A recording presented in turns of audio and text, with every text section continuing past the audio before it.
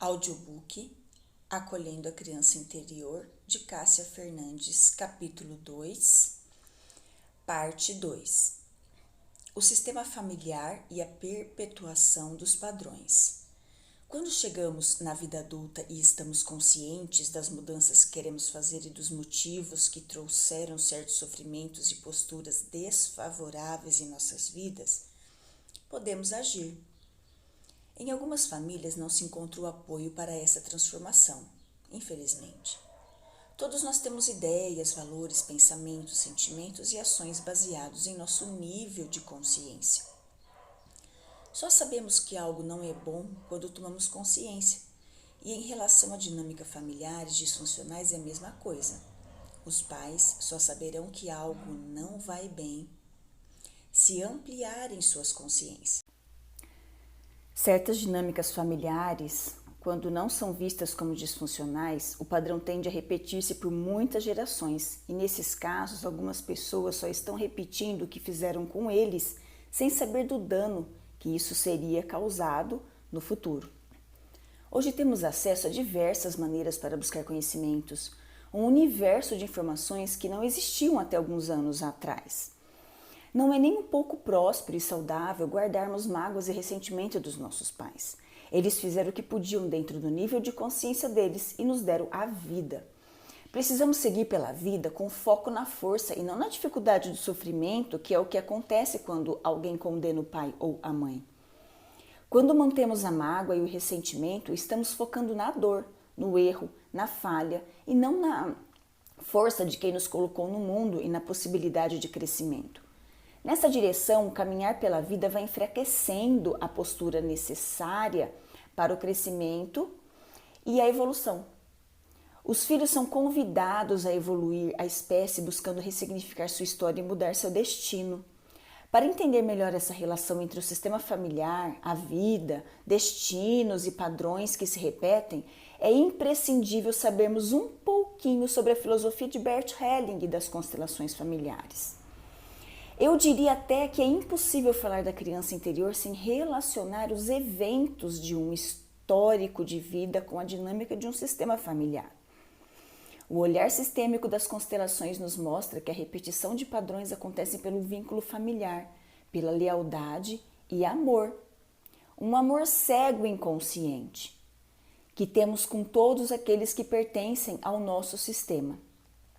Destaco aqui um trecho do livro Ordens do Amor, de Bert Helling, sobre isso.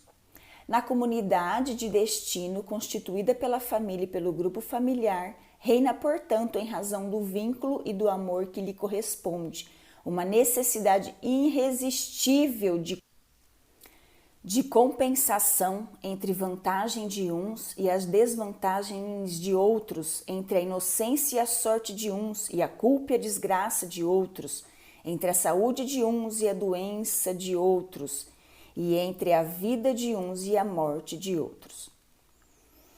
Nesse movimento inconsciente, somos levados à repetição do que é difícil. Porém, entrar em contato com esta identificação e olhar com amor e respeito para o que foi difícil nos permite a libertação do amor cego e seguir para uma vida mais leve. Breve resumo da filosofia das constelações familiares. Você já parou para pensar sobre a forma como seus familiares impactam e influenciam positiva ou negativamente seus comportamentos e atitudes? Todos nós possuímos características e cargas emocionais que nem sempre sabemos ou compreendemos a sua origem ou motivo que faz nos sentirmos assim. Não herdamos somente a parte genética, mas também sistemas de crenças e esquemas de comportamento. Nossa família é um campo de energia, do qual nós evoluímos. Criada pelo psicoterapeuta alemão Bert Helling, a constelação familiar é uma prática terapêutica que nos dá a oportunidade de compreender os esquemas e dinâmicas familiares em seu nível mais profundo. Esse método explica que há uma repetição de comportamento de acordo com as gerações, mesmo que de maneira inconsciente. É possível identificar a partir daí certos padrões que estão sendo repetidos em lealdade ao clã e que nem sempre nos coloca em movimento de força pela vida. A abordagem sistêmica permite que nos libertemos ao mesmo tempo que encontramos a paz e a felicidade. Helling nos fala que há, além de inconsciente individual e do inconsciente coletivo, um inconsciente familiar que atua em cada membro da família. Para ele existem 3 leis básicas que atuam ao mesmo tempo: pertencimento, ordem e equilíbrio. A lei do pertencimento. Pertencer à nossa família é nossa necessidade básica. Esse vínculo é nosso desejo mais profundo. A necessidade de pertencer vai além mesmo da necessidade de sobreviver. Isso significa que estamos dispostos a sacrificar e entregar nossa vida pela necessidade de pertencer a ela. Segundo Ordens do Amor, escrito por Bert Helling, quando alguma pessoa é excluída, seu destino é inconscientemente assumido por membros subsequentes da família. A solução para solucionar o conflito seria integrar novamente à família a pessoa que foi excluída, pois essa aceitação possibilita que a injustiça seja compensada e os destinos não precisam mais ser repetidos. Segunda lei, a lei da hierarquia. Dentro do sistema familiar, cada pessoa ocupa uma posição, devendo esta ser reconhecida e valorizada pelos demais membros. Isso quer dizer que, dentro da lei da hierarquia, é fundamental e necessário que se respeite aqueles que vieram primeiro, ou seja, os filhos devem respeito a seus pais. E estes, por sua vez, precisam respeitar aqueles que vieram antes deles, seus antepassados. Nesse sentido, o desequilíbrio nesta lei ocorre quando os papéis se invertem, ou seja, quando filhos ocupam dentro da família a posição que deveriam ser de seus pais, o que se pode acarretar em pais com comportamentos e atitudes infantilizados e filhos mais nervosos, ansiosos e emocionalmente frágeis, já que serão obrigados a suportar uma carga emocional que, em tese, não é sua e nem deveriam carregar. Quando queremos modificar nossos pais, perdemos força na vida. Terceira lei, a lei do equilíbrio. Ela diz que, dentro do sistema familiar, é fundamental que haja um equilíbrio entre o dar e receber. Isso quer dizer que é necessário que todos os membros doem e recebam afeto de maneira equilibrada, para assim as relações se manterem em harmonia.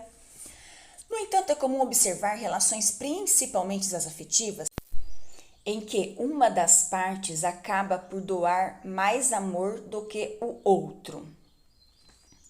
E é exatamente neste ponto que o desequilíbrio acontece. Este tipo de dinâmica pode também gerar uma culpa no parceiro que recebe mais afeto do que doa, justamente por não conseguir retribuir na mesma medida o amor recebido. Diante disso, a única saída que se encontra é dar fim ao que se doa demais com o objetivo de diminuí-lo e tentar não sentir mais culpa. Essa filosofia sistêmica é uma das visões mais saudáveis para viver com leveza nosso aprendizado pela vida. Qualquer movimento contrário disso traz sofrimento e consequências. A forma de ver a vida dentro de um contexto sistêmico não dá uma boa visão de mundos emaranhados que podemos viver sem ter consciência dos destinos difíceis que estamos trazendo para a nossa vida. Vou fazer aqui uma colocação minha, onde pais dão para filhos e filhos não retornam para pais. Em relação a casal, você doa um pouco, recebe um pouco, doa um pouco e recebe um pouco. Dê a oportunidade para o outro fazer por você. Não é um raciocínio de que vou fazer isso e esperar algo em troca. É fazer e dar abertura para que o outro também faça por você. Essa balança, ela é bem sensível e importante ser obedecida, para que não traga essa culpa no outro.